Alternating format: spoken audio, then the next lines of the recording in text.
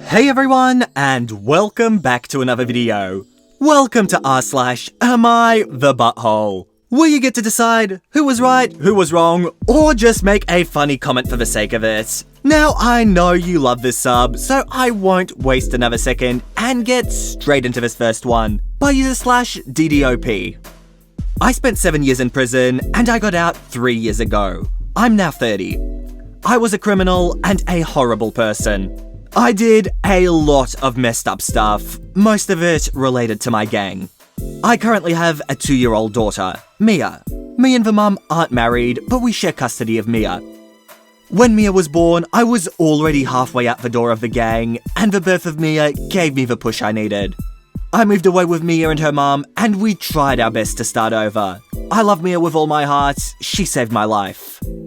I have a lot of gang-related tattoos, and I do mean a lot. They're pretty prominently displayed on me and are noticeable. Mia's mother has been after me to get rid of them or cover them up with other tattoos. The thing is, I don't think I want to do that. It's not that I'm proud of them or like them. It's that they remind me of how far I've come, and I don't want to forget it. I don't want to forget what happened. I don't think I should just forget it like that. I eventually broke down and told her this after she asked me again yesterday about it. She got super upset with me and said that I need to do it for the sake of our daughter, and that if I didn't, then I meant I missed the life. She also said that I was putting my daughter in danger because somebody could recognize my tattoos and cause trouble for me. I told her I haven't been in that life for years and that it's unfair for her to say that, as she knows that I love Mia.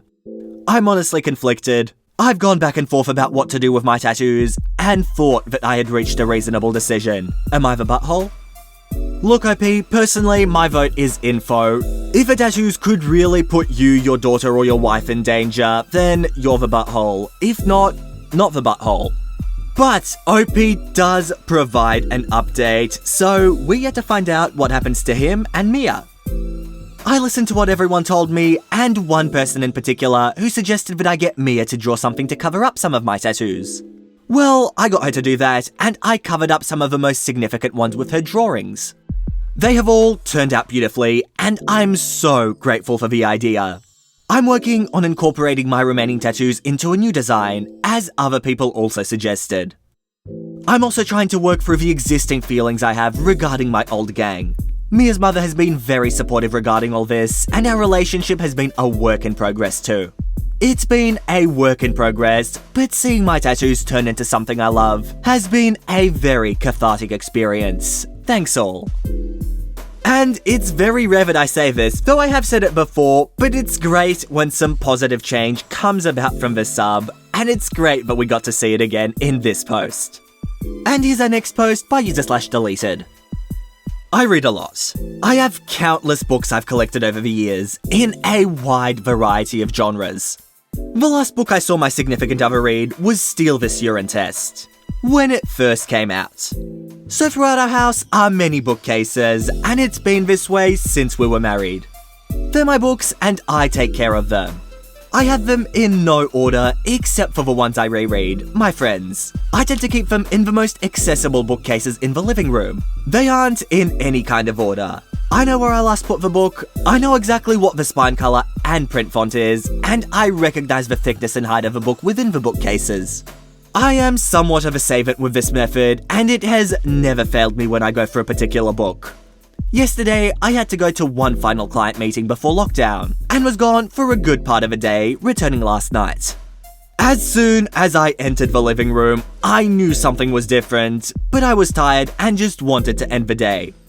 This morning, I woke up and went out into the living room. Of course, I immediately noticed my books were all different. All moved, all mixed up. I ran through the entire house. Every single bookcase. Every single one was different. Now, everything was categorized and alphabetized, separated by genre and author. I went crazy. I woke my significant other up, not with his usual good morning treat, and then got so upset trying to articulate my anger that he actually yelled at me to go calm the F down and then come back to talk to him when I was ready to act like an adult. I removed myself from the situation immediately, and when he finally got up, I tried to tell him how violated I felt with what he'd done with my books. He was, and still is, completely mystified as to why I wouldn't want some order to the madness that is your library. I wondered aloud how he would like me going into his studio and maybe polishing up his symbols real shiny. He claims the patina adds to their tone. Anyway, we're now both wondering who the butthole is here. I say he was. He had no business not checking with me before making such a massive change to my processes and methods. He says me, because, and I use his very words here, it's the thought that counts. It took me hours to figure the existing mess out, and do you have any idea how laborious it was for me to Google some of the relics to figure out where they should go? Am I really the butthole here? I don't see it. Geez, OP, I reckon you're the butthole. You are overreacting. Your significant other did something really nice for you, and your problem with it is you can't find your books. But hold on a second. Your significant other categorized them by genre and author.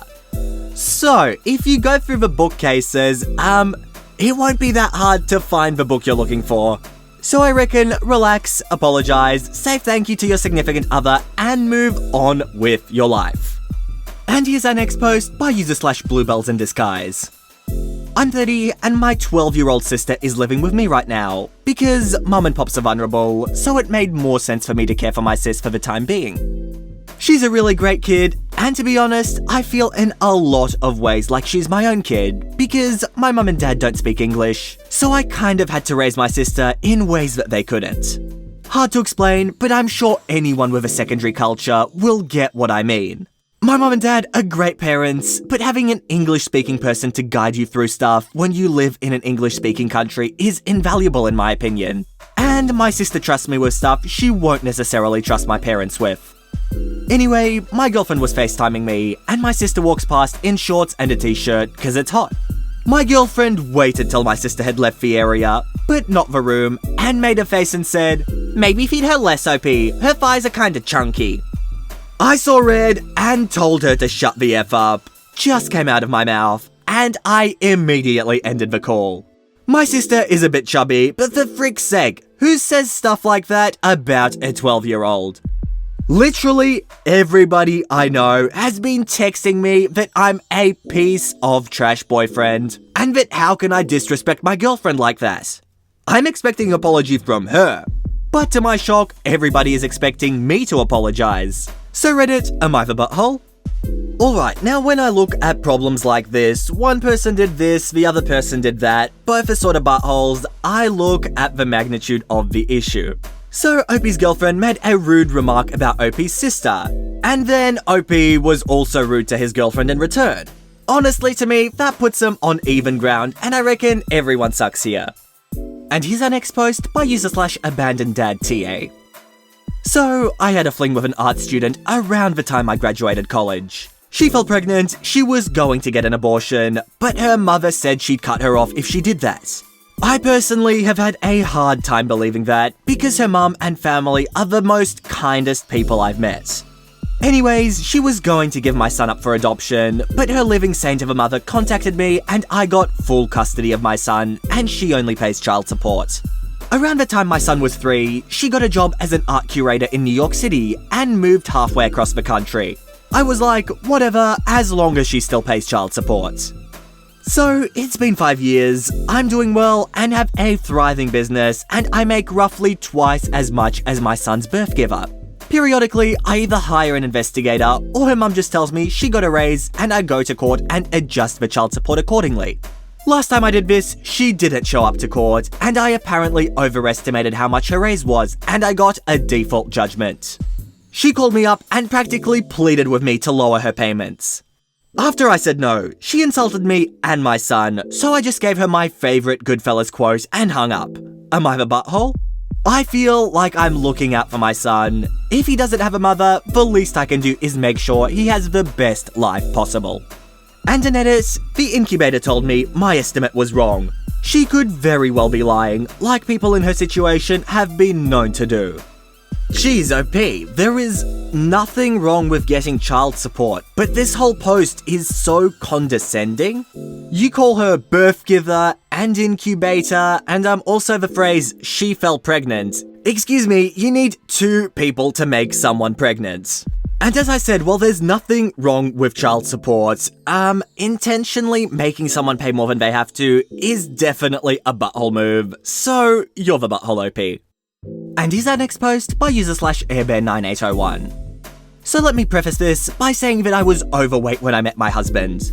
Also, before I started working from home, I, female 28, didn't really care about how healthy our meals were. I cooked comfort food most of the time with little thought regarding calories, and my husband, male 41, loved everything I made. I think it's part of the reason he fell for me, to be honest. Since I started working from home, I now have an extra 2 hours a day, as I'm no longer commuting, and have used it to start exercising. My family has a history of high blood pressure, and it hit home for me just recently that it's time to get in shape. My husband was supportive at first, but as I've started to really lose weight, he's become less so. He's always bringing home junk food, which would be fine if he wanted it just for himself, but he tries to pressure me into eating it as well. My husband is a mailman, and he walks 15 miles a day, so he's in better shape than I am. His dinners used to consist of 2 or 3 helpings of whatever unhealthy food I made that day. Lately, I've been making healthier choices when it comes to our food.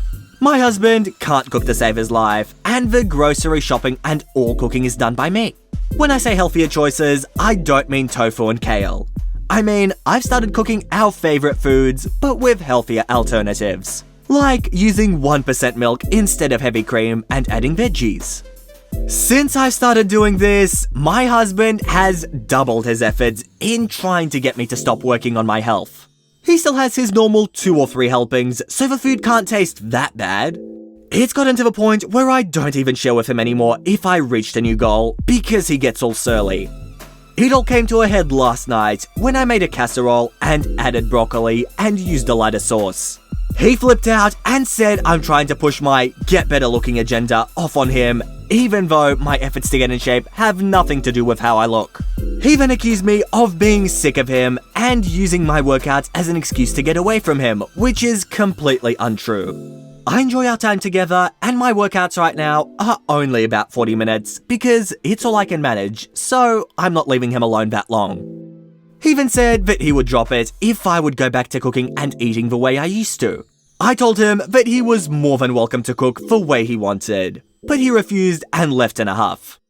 While he was gone, I called my sister to try get some perspective. She sided with my husband and said I was being the butthole by not providing him with the fuel he needs for his physically intensive job, even though the food I'm making now is more nutrient dense than what I was before. And just because cooking was one of my tasks in the relationship, didn't mean I should be the only one with any say in how things are made. So tell me, Reddit people, am I the butthole? Honestly, OP, not the butthole. And if your husband can't support your decisions, well, it just feels like he doesn't really care for you that much. And here's our next post by user/superpoggylicious. For reference, this all happened before the lockdown and orders to shelter in place.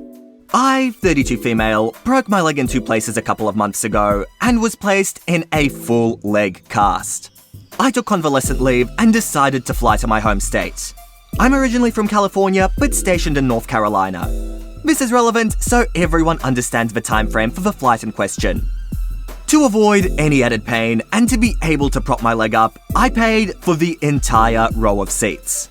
Thank God for miles points. Flying can cause swelling, so I wanted to alleviate it for myself as much as possible.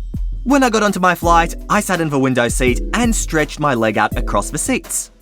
When everyone else started boarding, a couple approached me asking if anyone was sitting next to me. I said no one is sitting next to me because I bought out the entire row of seats. So the husband, an older man, maybe mid-40s, asked if they could use the vacant seats because he wanted to sit next to his wife. I politely told him, I'm sorry sir, but no, I need them, that's why I paid for all 3. He kept at it, but I stood firm that these were my seats. They called the flight attendant, who came over because we were starting to make a scene, and asked me to put my leg down and not occupy the other seats. I again explained I paid for all 3 seats and showed her the tickets. She told me while I did pay for the seats, I was being rather selfish as it was a booked up flight, and said couldn't I just be more accommodating to others? I was extremely mad at this point. I mean, it was blatant I had a broken leg. I told her, no, I'm not giving up my seats. Not sitting together is the risk you take if you book late.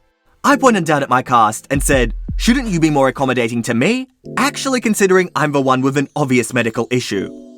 They left calling me a selfish brat, but I paid for all 3 seats so I wouldn't inconvenience anyone else. I've talked it over with some friends, and most are on my side, while others have said I was a bit of a butthole. I should have just given up the seats and sucked it up, but it was a 5+ hour flight for frick's sake. Jeez OP, not the butthole. You did actually the most reasonable thing in my opinion. You had a medical issue and you accommodated for it. You bought those seats, and they were yours to use as you saw fit. And guys, I think that post will be the last one for today. I hope you enjoyed this video, and if you did, make sure to subscribe to the channel for edit videos 3 times every single week. But with that said, that is it from me. I hope you all enjoyed, and all I want to do is see you all here next time. See you later, guys.